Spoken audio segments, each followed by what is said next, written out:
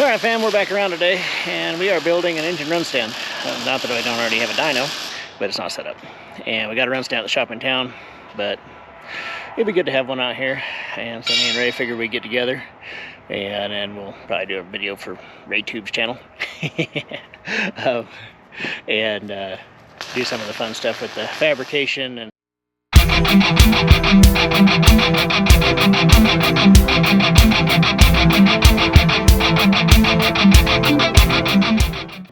basically we ran around the yard and found a bunch of scrap metal that we can put together and build into a engine run stand. Took an old boat frame and pulled it apart and got pieces out of it.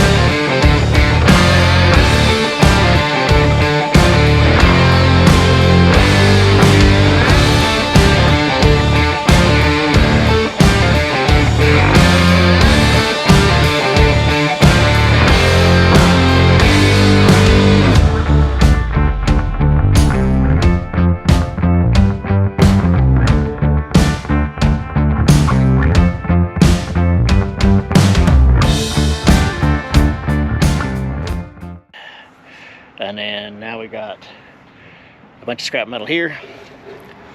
And so we got a bunch of miscellaneous stuff. And it'll make sense when we get done. We may not use all of it. We may not use any of it. We'll probably use some of it though.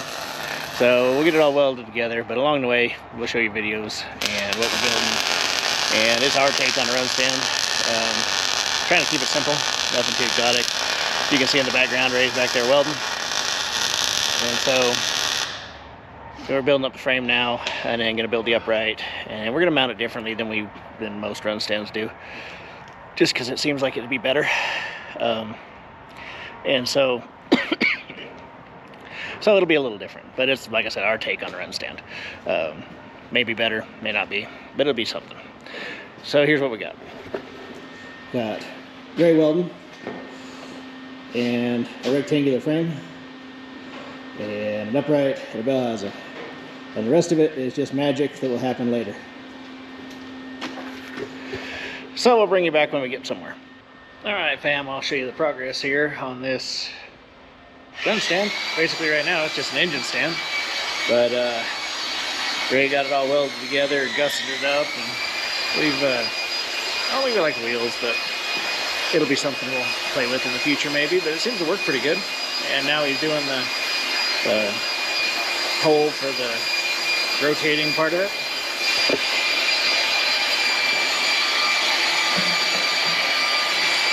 But yeah, it came out pretty good so far. We got to do some supports for the front here, and then get the radiator stuff and the controls mounted up, that sort of deal. That's working. So I'll bring you back when there's something more to see. Alright fam, we just got done for the day. We've got it we got it put together. It's kind of an engine stand right now. I'll show you what it is. So we got stand built, and it's like close to 36 wide by like 54 long, or yeah, 54 long, something like that. You put a center support in, it's adjustable.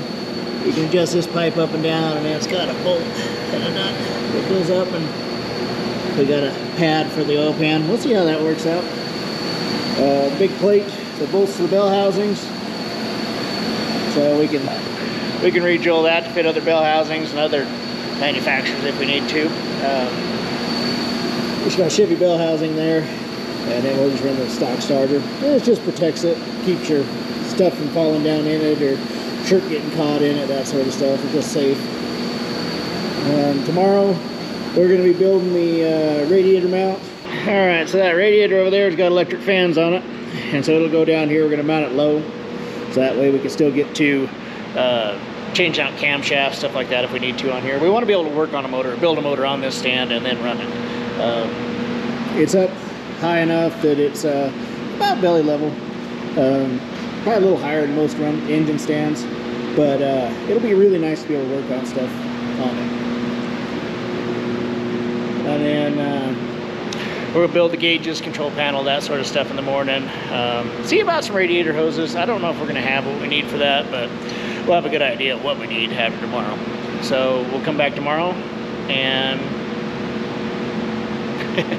we'll come back tomorrow and keep working on it. So it is tomorrow.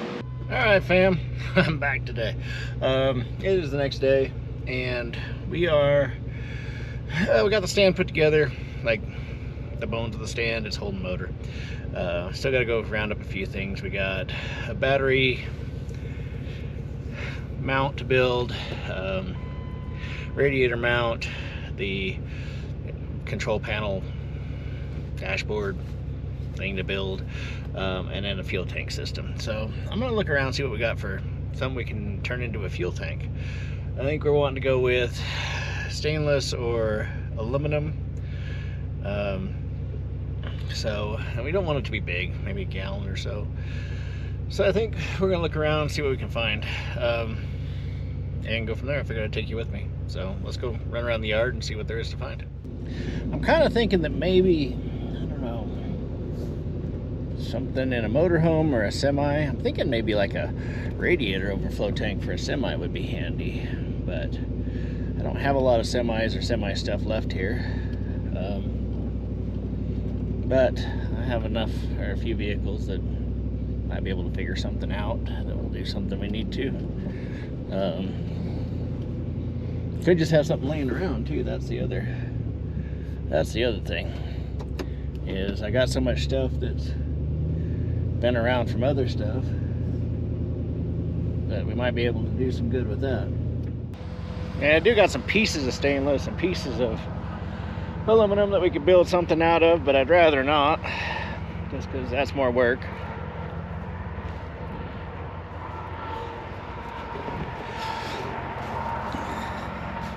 It's one of kind of our storage areas for random stuff.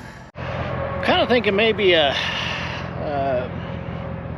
hot water heater tank out of like a motorhome or a camper might be what I want. So I think they're stainless. We'll have to go look at one, see.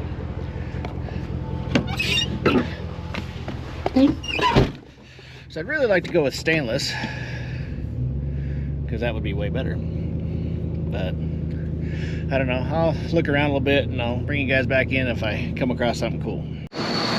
Alright, fam, we're in the shop. I figured I'd give you an update here on the engine run stand and Ray's LS project.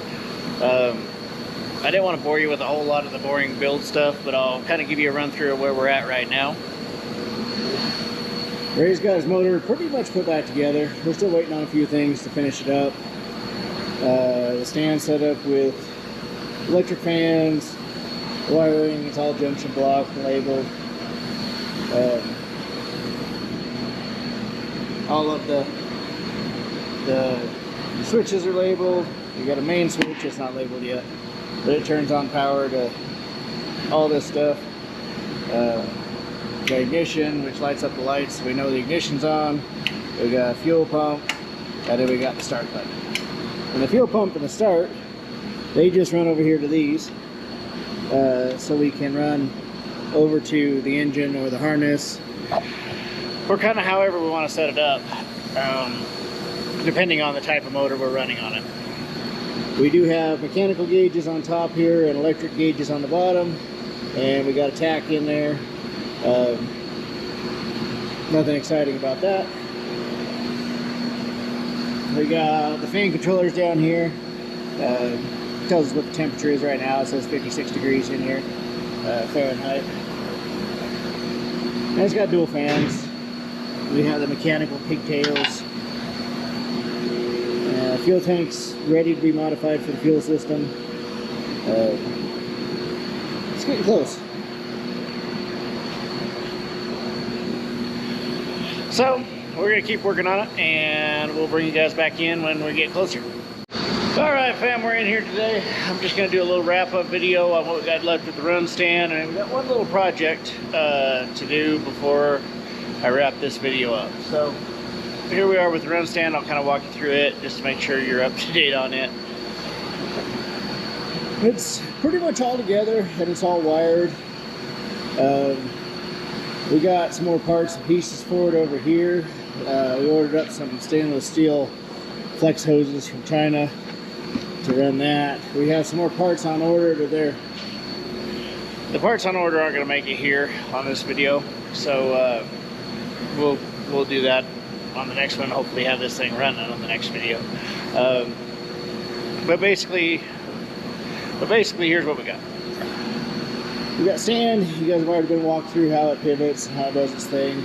We're gonna see. We may put some ratchet straps from here down to the frame if this motor gets a little wobbly.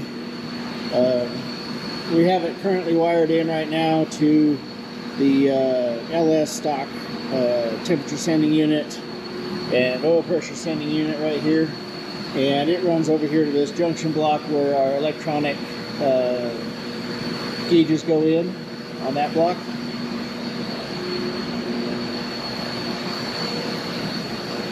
You can see this is labeled oil and this is labeled water because that's oil pressure and water temperature. This is just a big ground system. There's a great big ground block here. And then we got a connection for start, we have one for ignition, we got one for tack, and we got one for fuel. We'll hook them in as we need to, and as we have different harnesses, different things like that as well.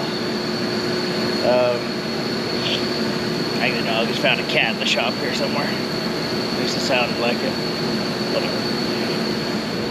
On the control panel here, we got our main, which is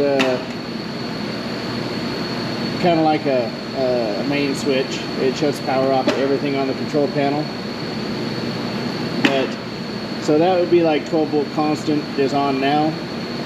It powers up the gauges. We can see that we're reading just shy of 14 volts, 13 volts on that one. We're just shy of 14 on that one. There's going to be some discrepancy in gauges. Don't know which one's more accurate.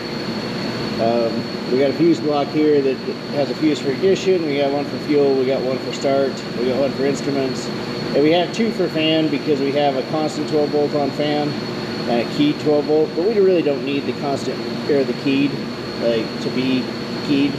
So we have everything go back off and on with the main power.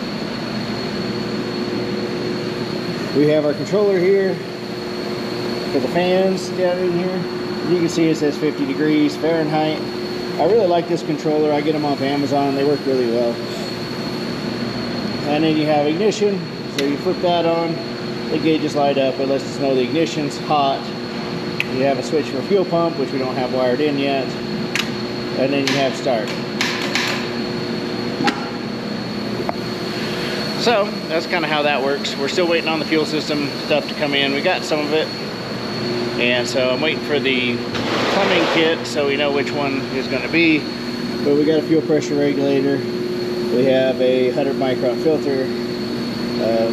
This fuel pump would work good for a swap, but it's not very good for the stand because I'd like to run 6 AN hoses or bigger, 6 AN stuff or AN hoses. And this was leftover stuff from the fans and gauges and stuff like that. So we're just waiting on some parts. So let's go out, and we have another project here with the Volvo Semi that we towed on Friday, and we bought it, parted out, and I think I'm going to go out there and try and hotwire it because we didn't get a key with it, and the guy is kind of waffly on the key. He sent us the title because we wouldn't give money without a title. And we got the title on Friday. We went and picked it up on Friday. It was supposed to have a key in it. It didn't have a key in it. It's not a giant problem in like the huge picture of things, but we're gonna have to hotwire it. So this will be fun. We get a Hotwire Semi. It's supposed to have a bad transmission, or it's been diagnosed by Volvo to have a bad transmission, so I figured we'd go out there and see about hot wiring this thing. So here we go. Alright fam, here we are. I was just going to give you a little walk around of this semi. Not sure anything about it other than transmission is supposed to be bad as per the local Volvo dealership here. So it's not too bad of a truck. It has all aluminum wheels on it. It's got an auxiliary power unit in the back. That's batteries right underneath that cover there. Fuel tanks look like they're full, which is good. It does have DEF. But it is a 2014 Volvo. It's missing the one side panel there. Hood doesn't look too bad. Does look like it's got some paint flaking. Headlights are pretty well new. It does, I mean, it's, you know, kind of an older truck. It's like 11 years old now. But overall, it's not too bad. It's pretty presentable. What we're going to do is we're going to figure out how to hot wire it. I watched the video on YouTube, so I'm now certified. So we're gonna go with that, see what happens. The inside is just like every other semi truck. It's got a bunch of, I don't know, I can't say garbage, but stuff in it. It's not too bad, I guess. Doesn't smell bad, at least. Well, I'm gonna gather up some tools, figure it out, and then I'll get back with you when we get started on it. Well, also I figured I'd look in the compartments, see what else we got here. So let's see what's in the driver's side compartment, storage compartment. All right. So we got some jumper cables, really nice jumper cables, an air hose, broom. There is a tow eye, so we'll put that in there. I got a spot for them in the shop.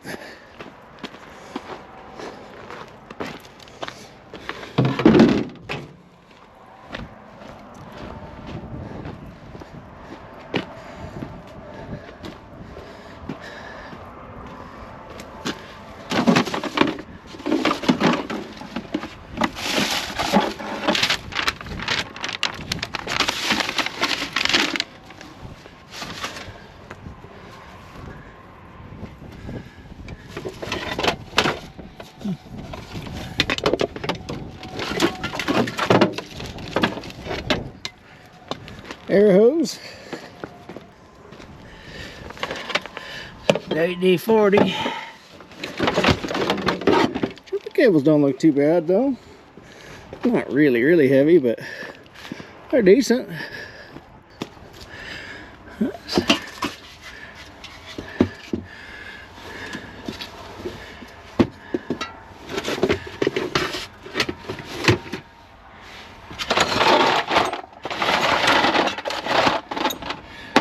Really cheap socket set. I was kind of hoping to find some Torx bits in there so I didn't have to run to the shop and get some, but I guess not.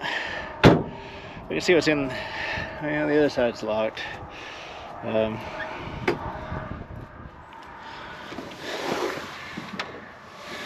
So I guess we could pop the hood. See the hood. So hood releases underneath here. Took me a minute to figure that out. Had to look at the YouTube University and get certified. Alright, here's the engine. And it's pretty dry. It's really nice. I see nothing exotic in here. No bad leaks or nothing crazy that I can really tell of.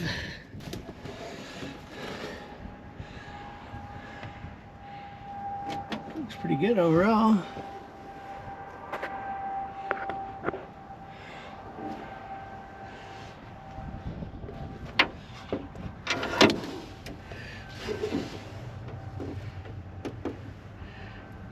Everything seems pretty dry.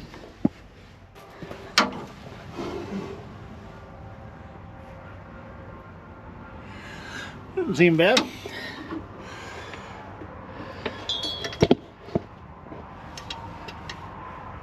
Huh. Look pretty good, I think. All right, I'm gonna go find some tools and I'll bring it back in. All right, fam, I got the cover off the steering column and got the plug pulled off the back of the ignition switch here, and turns out it was Torx. I tried riding some Allens too. It wasn't a big deal. It's 3 bolts, cover comes right off, and then the plug is plugged usually onto the ignition switch, comes right off here. They said it was 1 and 5 powers it up, and 6 is going to be the start. So we're going to try that here and see if we can get mileage and a few other things off of this. Alright, that's pin 1 right there. And then if I hit 5, it should power up. And it does. Looks like the mileage is 110,239.5 miles. It's 1,102,939.5 miles. Alright, so that's 1 and 5.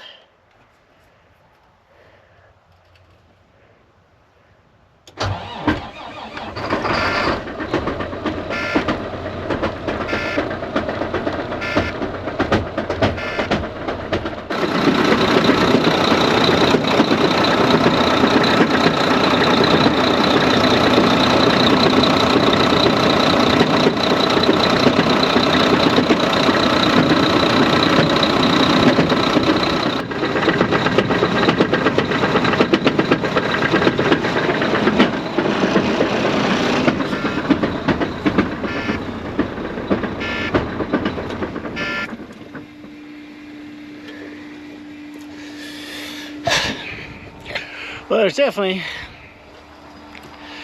something coming apart in the transmission. It's beating around. Sounds like it's going to beat a hole in the floorboard. Not sure about how these automatic transmissions in the Volvos work, but it is loud. The motor sounds really good though, but the transmission definitely needs some love. Not sure how these automatics and semis work at all. But it's loud. Like, it sounds bad. But there's no blow-by in the motor. Everything seems to work pretty good. Looks like 1.1 million miles on it. I don't know if that's a lot or not. It's clean. I don't know if it's... I don't see a tag that says it's been redone or rebuilt. I assume there'd be a tag on it if it had been. But I don't know. I don't know anything about semis hardly. So you guys can comment and let me know what's good, bad, or indifferent about any of it. But his parts, it's good parts. The hood's good, the headlights are good. There's a bunch of bits and parts in here. I don't know. Figure we'll part this thing out real quick and scrap the rest of it. So if you guys are interested in something on it, you let me know. It's not a bad truck. I mean, for what it is, it's a Volvo. But it seems to work all right. It fires up, but that transmission's bad, so that thing's like coming apart. Not sure how it all works, but whatever. So I guess I'm gonna keep on messing with this thing. Or well, actually, I guess I'm done messing with this thing for right now. We know the mileage, we know it runs. We definitely know the transmission's bad. And so now we're just gonna part it out. So I got some people to message and email and kind of do that thing and go from there. So I guess this will wrap up this video. So until the next one, thanks for watching.